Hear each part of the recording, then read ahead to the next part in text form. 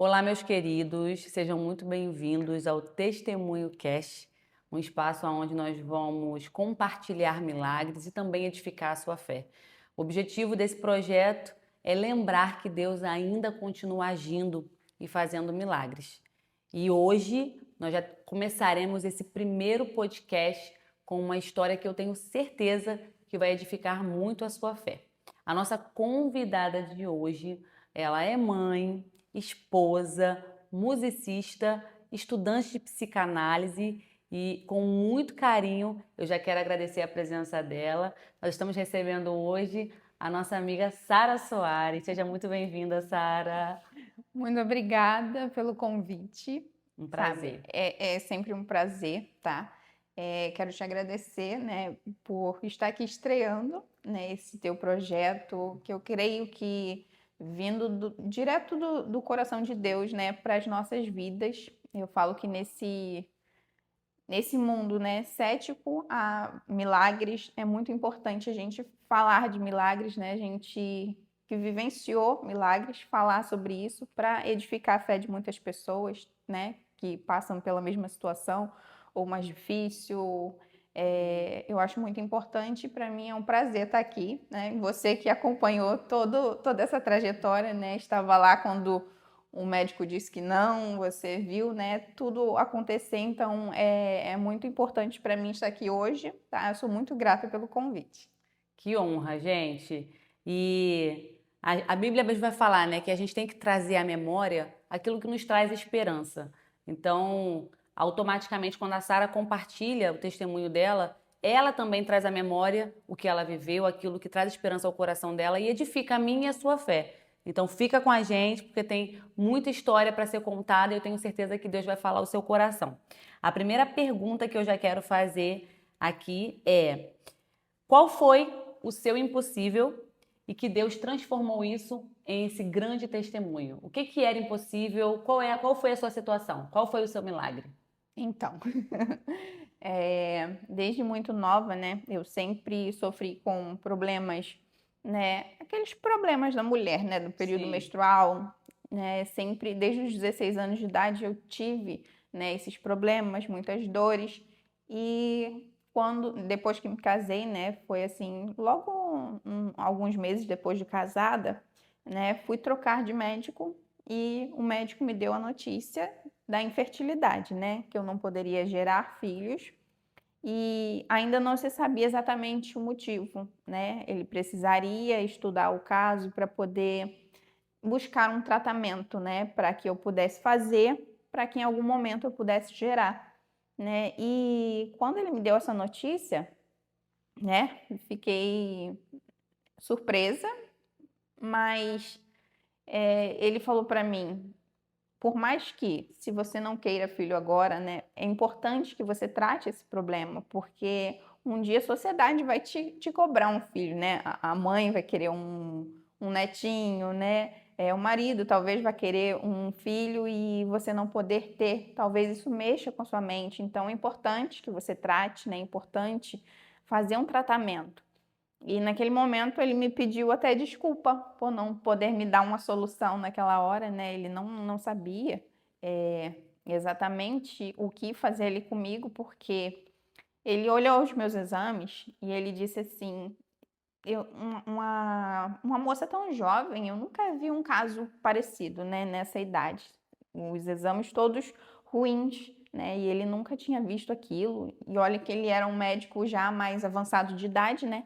Então ele olhou para mim e falou: para mim é surpresa. Então eu preciso estudar um pouco mais o seu caso para poder te dar um norte, né, para o tratamento que você vai fazer, para então ver se você vai poder gerar. Foi basicamente, né, isso. Essa era a minha dificuldade, esse era o meu impossível, né, infertilidade. E quando você recebeu essa notícia, né? Você que já vem desde praticamente pequena na sua jornada de fé, isso abalou a sua fé? Isso fez você questionar algumas coisas relacionado, né? Por que eu estou passando por isso? Por que eu estou vivenciando isso? Te deu temor? O que passou na sua cabeça naquele momento quando ele te deu essa sentença, né? Esse laudo aí? de início, né, como eu era muito nova, tinha acabado de casar, né, e já estava ingressando numa faculdade que eu queria muito, né, eu sempre quis trabalhar com estética, então eu estava iniciando essa faculdade quando eu recebi, né, essa sentença. E aí, no momento, eu falei, beleza. Mas durante o processo, né, durante esse trajeto, não foi só a infertilidade, né, tudo que envolve, porque foram muitos anos sofrendo, né, como eu falei, né, tinha aqueles problemas de período menstrual, e isso foi começando a se agravar. Eu já deitei para dormir normal e já acordei numa poça de sangue. Então eram coisas que eu passava, fora muitas dores, né? Coisas que eu passava que eu cheguei a um ponto de falar assim, meu Deus, eu não suporto mais viver desse jeito, né? Você não tem uma qualidade de vida. Você vai trabalhar, você trabalha sentindo aquela dor. Então, o que que eu fiz? Durante esse tempo, fui aprendendo a lidar com a dor, né? A gente vai mascarando aquela dor, então a gente vai fazendo daquela dor insignificante. Então, bota ali pro cantinho e vamos seguir a vida, porque a gente precisa seguir a vida, né?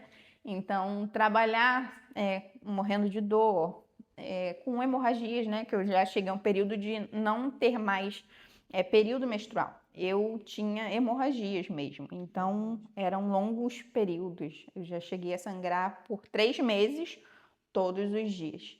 Então chegou num ponto de eu falar para o Senhor: eu não aguento mais viver essa vida, eu não quero mais viver essa vida. Então foi de fato muito difícil, né? Mexe com todos os âmbitos, né? Emocional, físico, né? Sim, sim. Autoestima também. Eu acredito que tudo fica muito abalado, né? E a gente fica vulnerável. Mas você persistiu em fé, continuou confiando que Deus estava no controle de todas as coisas, apesar de tudo isso, né? E dentro desse contexto, existiu algum momento em que você pensava que essa situação não tem mais jeito? Ou não? Você sempre teve essa fé firmada de falar, não, eu sei que Deus, ele vai intervir e eu vou vivenciar ainda um milagre no meio dessa circunstância. O que que passava pela sua cabeça? Em questão de fé, né? Eu sempre falo que a fé, ela, às vezes, ela esmorece, né, no meio do caminho. Então, por mais que eu tinha certeza de que se Deus quisesse fazer alguma coisa, Ele faria. Eu nunca tive essa dúvida. Mas é aquele negócio, né? Às vezes a gente pega uma situação difícil, a gente entrega na mão de Deus. E aí no dia seguinte, às vezes, a gente esmorece a fé e a gente toma aquilo das mãos de Deus e acha que nunca vai acontecer, né? Então foram momentos assim de altos e baixos. Mas eu sempre soube que se Deus quisesse me dar um filho, Ele me daria um filho, porque desde o meu nascimento, né? O meu nascimento foi um milagre, né? Deus liberou uma palavra para minha mãe e me permitiu vir à vida.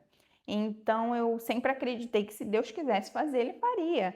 Mesmo que às vezes, né, a gente fique um pouco mais fraco na fé, mesmo que a gente às vezes desacredite, né? Falar em tanto tempo que eu tô assim que eu acho que não vai dar certo, eu acho que não vai acontecer, mas eu acredito que Deus, ele renova nossas forças, né? E a Amém. gente volta a acreditar. Eu acho que é tudo um período, né? São dias e dias. Eu acho que todo mundo vivencia esses períodos, né? Verdade, De verdade. fé forte, fé fraca, mas sempre confiando no Deus, né? Que Amém. faz milagres. Amém.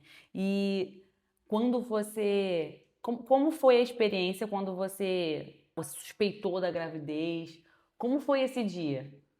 Então, eu acho engraçado porque eu já não tinha, né, período menstrual para saber. Ah, parou o período, Atrasou. atrasou um pouco, tô grávida. Eu não tinha isso. Então era ou muito tempo sangrando ou vários meses sem, né, como eu falei que eu Totalmente não tinha desregulado, isso, assim. totalmente. Então eu não Esse tinha, parâmetro, né? não tinha. Mas assim, uma coisa curiosa, né? eu senti muita dor de dente. E aí os antigos falam, né, que quando a mulher tá grávida, ela sente muita dor de dente. Não sabia dessa. Aí a minha sogra falou assim: faz um teste, porque, né, você tá com muita dor de dente, e quando a mulher tá com dor de dente, tá grávida. Aí eu, né, super incrédula, que eu sou muito a favor da ciência, tem base científica. Se tem, beleza, se não tem, desse jeito. Mas, né, eu senti algumas mudanças, né? E aí decidi fazer o teste, né? Eu tava na casa da minha irmã, comprei um teste sem meu marido saber. E aí peguei e fui lá no banheiro. Aí fiz o teste lá, sem eles verem. E aí eu fechei o olho. Gente, eu não queria ter filho naquele momento. Então eu fechei o olho e falei, não vai dar, não vai dar. Quando eu abri o olho, que eu vi que estava grávida, eu só sabia chorar. Eu só sabia chorar. E assim, era um Um choro, misto de era um emoções. misto de emoções. Era muito assim, medo de como eu seria como mãe. Será que eu vou ser Aham. uma boa mãe? Uhum. Ao mesmo tempo, a gratidão Sim, por Deus ter feito, sim. de fato, um misto de sentimentos. Mas, assim, muita gratidão a Deus, né, por mais uma vez vivenciar um milagre, né? O milagre que Deus fez na minha vida. É, eu sempre falo que eu vivo de milagres, né? Desde o meu nascimento, o nascimento do meu filho, né? Conceber um filho, para mim, foi, assim, uma prova perfeita, né? De que Deus, de fato, Deus existe, Deus faz milagres, Deus realiza sonhos, porque por mais que naquele momento não fosse um sonho meu, ele foi um sonho da minha mãe, ele foi um sonho da minha irmã, foi um sonho do meu marido também, porque eu me lembro que ele chegou um dia e falou que o irmão dele ia ser pai. E ele falou assim para mim: ai, daqui a pouco é a gente. E eu falei para ele assim: amor, mas eu não posso ter filho. E ele, sabe, com aquele olhinho todo lacrimejando de alegria pelo irmão, mas sabe, do desejo também de querer um filho. E aquele momento para mim foi, eu só sabia chorar, chorar, chorar, chorar. Não contei para ele, não contei para ninguém. Chegamos em casa, eu chorei o trajeto, ele perguntando o que está acontecendo. O que que foi? E aí, quando cheguei no portão de casa, eu falei pra ele, eu fiz um teste, eu tô grávida. Aí ele... Meu Deus, imagina a emoção. E foi comprar outro teste pra ver se tava certo mesmo. E tava E certo. tava muito certo. Como foi? Eu não sei se você chegou a voltar no médico que te deu o laudo ou se você foi em algum outro médico que havia já dado o laudo da infertilidade que você não poderia gerar e agora você voltar, né, ou grávida ou já com o Ravi nos braços. E qual foi a reação, né, do médico ou da médica quando viu isso? Então, eu não cheguei a voltar no médico, né, que me deu o laudo, porque naquele período ele falou: vamos procurar um tratamento, né? Te peço desculpa por não poder te ajudar agora, mas vamos procurar um tratamento. E nisso começou o Covid, né? Ninguém saía, ninguém fazia nada. Então eu não precisei voltar no médico, por quê? Né? Você estava presente quando no culto, né, de mulheres, Deus usou Débora e Raquel, né? Estavam juntas lá. E naquele dia ela chamou, né, quem não poderia gerar. E naquele dia eu acho que só fui eu lá na frente. E na oração dela, ela falava que ela via uma endometriose, né? Eu digo que o diagnóstico de endometriose foi Deus que me deu, porque até então eu não sabia. Então na oração ela falou: eu vejo endometriose, eu vejo muito sangue, muita dor, mas o Senhor disse que Ele colocaria as coisas no lugar naquele momento para eu poder gerar. Então, passou-se, não chegou a passar um ano, não. Foram meses até o cumprimento, né, que Deus fez, né? Eu fiz o teste e realmente estava grávida, né? Deus operou aquele milagre. E eu não voltei nesse médico em específico. Mas, depois que o Ravi nasceu, esses sintomas eles voltaram e eles pioraram, né? Eu sangrava muito, eram muitas dores. E aí eu busquei uma outra médica. E quando eu fui nessa médica, ela olhou os meus exames, né? Até então ela não sabia que eu tinha filhos. E ela perguntou: Sara, você tem vontade de ter filhos? Por quê? Seus exames, nem que você quisesse, você teria um filho agora. Então eu preciso saber se você vai querer ser mãe para eu poder ver, né, que tratamento a gente pode fazer para Tentar essa tentar, né, possibilidade. tentar essa possibilidade. E aí eu peguei e falei para ela, doutora, eu já tenho um filho. Aí ela, você já tem um filho? Eu falei, tenho um filho. Ela falou, nossa, porque os seus exames aqui nem que você quisesse, você não Meu poderia ter Deus. um filho agora. Aí eu falei, pois eu tenho um filho. Ela falou, nossa, o universo faz as coisas, né, incríveis. Aí eu falei, Deus faz as coisas Deus, sem incríveis. dúvida. Deus faz coisas Sem dúvidas. certas no momento certo. Verdade. Eu tenho um filho, né?